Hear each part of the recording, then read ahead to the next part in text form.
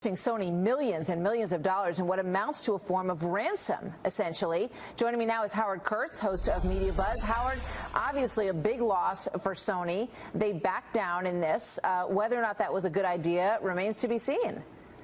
This is an undeniable victory, Martha, for the attackers, for terror attack on a major American corporation, and for their patrons in North Korea. And the media are now finally waking up to this. But, you know, Sony's in an impossible box. If it went ahead with this release and anyone got killed in any movie theater, the media, not to mention the lawyers, would crucify the company.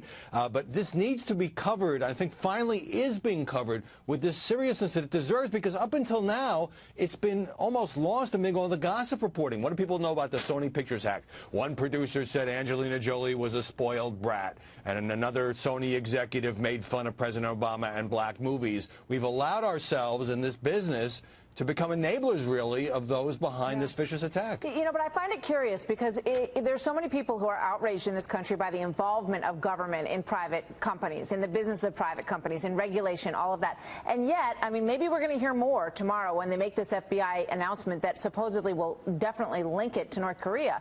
But we haven't heard from the government, look, go about your lives. Don't let this cow you. You know, and also I heard that 2 government officials were consulted on this movie and said, you know, we don't have a problem with the fact that Kim Jong-un's head blows up at the end of the movie. We're okay with it. Now they don't have too much to say about the whole thing.